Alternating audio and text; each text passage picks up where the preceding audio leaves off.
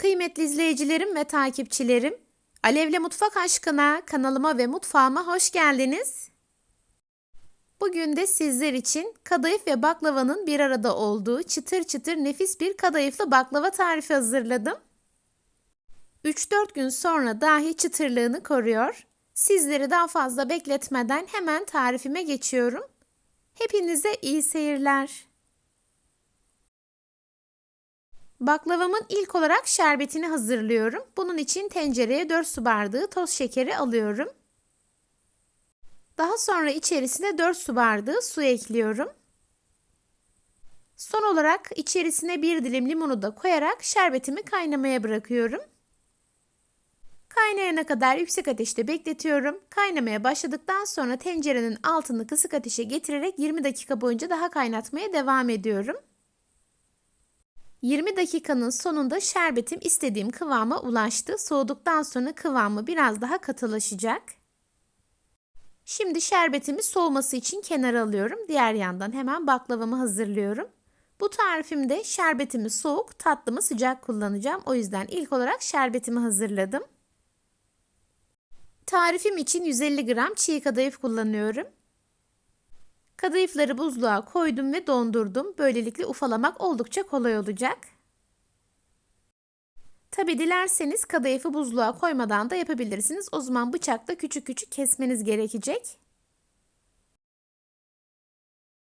Bu arada tarifimde kullandığım tüm malzemeleri videonun altındaki açıklama kısmına ölçüleriyle birlikte ekliyor olacağım. Oradan da bakıp faydalanabilirsiniz.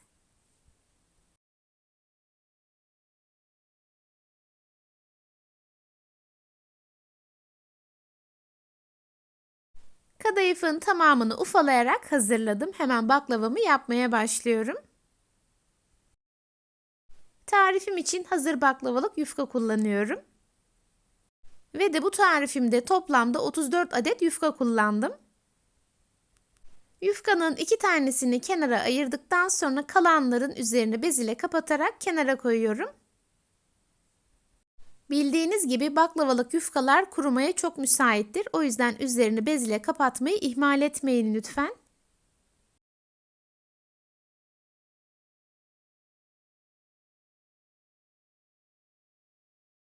Tarifim için 40'a 30 santim ölçüsünde dikdörtgen tepsi kullanıyorum.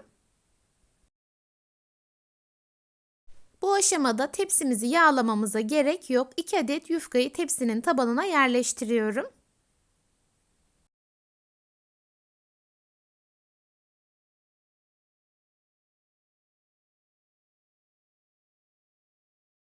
Tarifim için 150 gram tereyağı kullanıyorum. Tereyağını erittikten sonra soğuttum.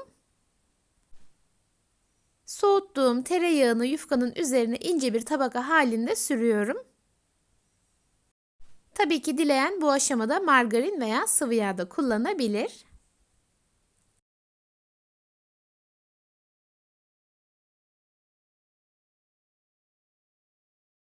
Şimdi kalan yufkaların tepsi ebatında kesilmesi gerekiyor. Sadece tabanındaki yufkayı tam olarak kullandım. Kalanları tepsinin ebatında kesiyorum.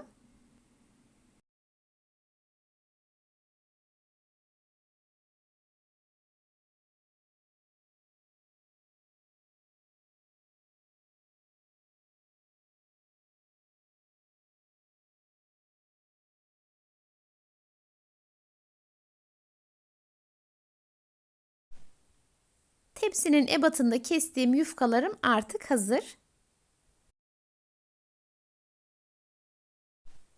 Yine aynı şekilde 2 adet yufkayı tezgahıma aldıktan sonra kalanları kenara koyuyorum ve üzerine bez kapatıyorum.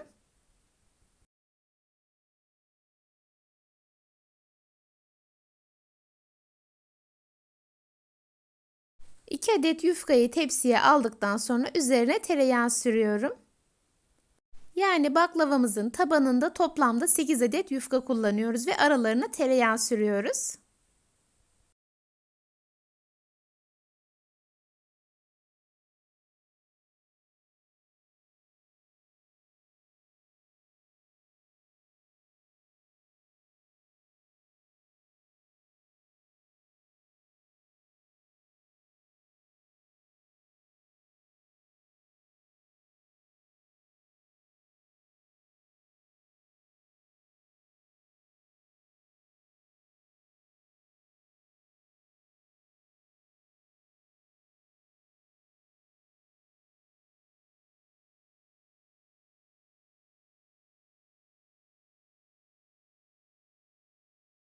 8. yufkayı üzerine koyup tereyağı sürdükten sonra bolca kadayıf serpiyorum.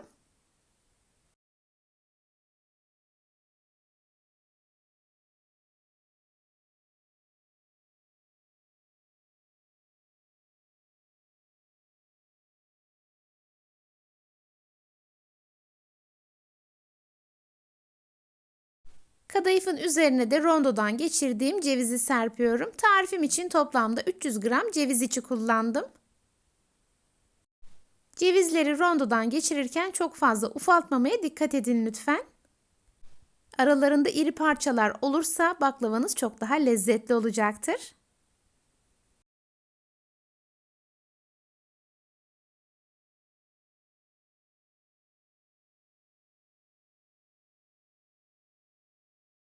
Kadayıfların üzerine cevizi serptikten sonra bir miktarda erittiğim tereyağından serpiyorum.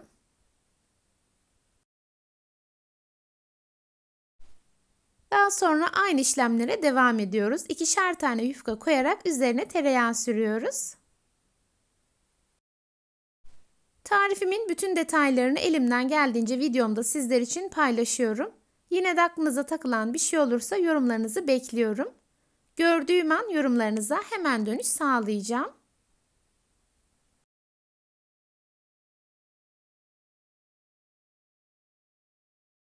Üzerine 8 adet yufkayı koydum, tereyağını sürdüm ve şimdi tekrar kadayıf serpiyorum.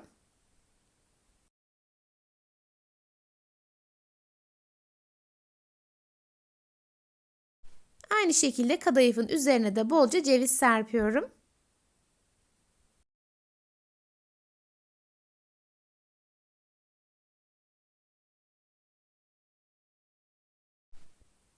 Ve son olarak cevizin üzerine de erittiğim tereyağından serpiyorum.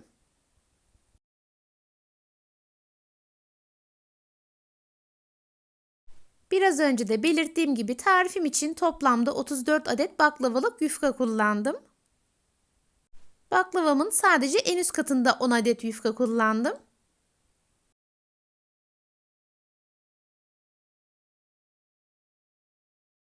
Kadayıf ve ceviz karışımını da toplamda 3 katta kullanmış olduk.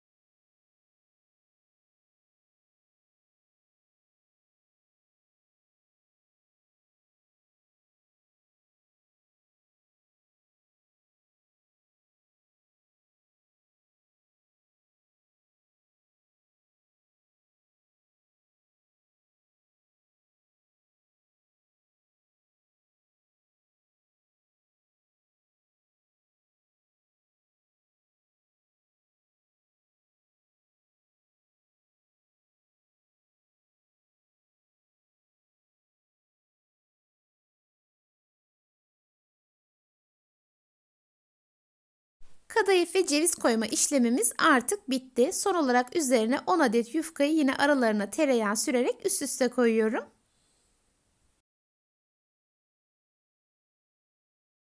Baklavamı hazırladım. Şimdi kesiyorum.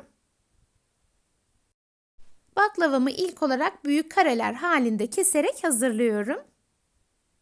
Bu arada diğer bir taraftan da fırınımı 180 derece alt üst ve fanlı ayara açarak ısıtıyorum. Baklavamı hazırladıktan sonra sıcak fırına koyarak pişireceğim.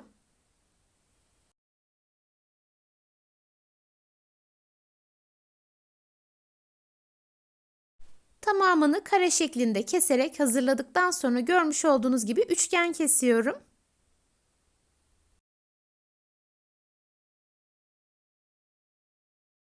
Baklavamın kesim işlemi artık bitti. Üzerine dökmek için yarım su bardağı sıvı yağ kullanıyorum. Tarifimde kullandığım su bardağı ölçüsü 250 mililitre. Fırça yardımıyla baklavanın üzerine sıvı yağ bolca sürüyorum.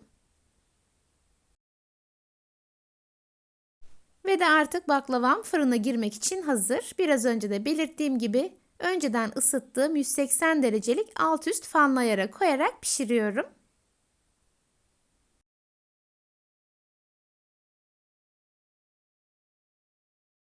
45 dakikanın sonunda altın sarısı rengini alan baklavamı fırından çıkartıyorum.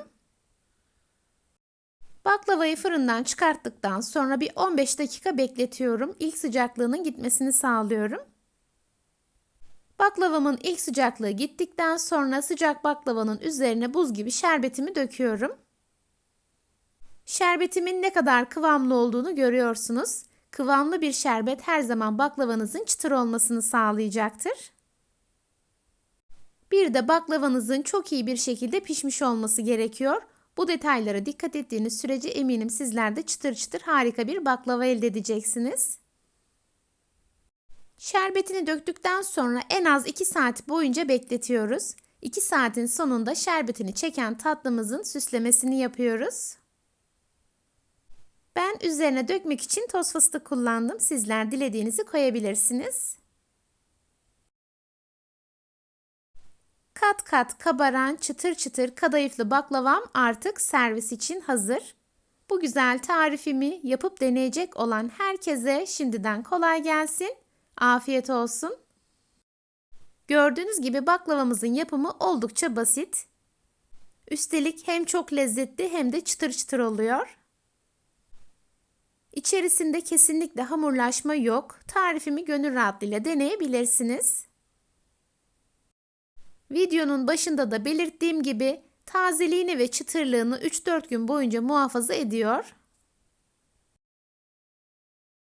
Tarifim tam ölçü ve garanti bir tariftir. Sizlerden ricam lütfen tarifimi uyguladığınızda belirttiğim detaylara dikkat ederek hazırlayın ve videomu baştan sona dikkatli şekilde izleyin.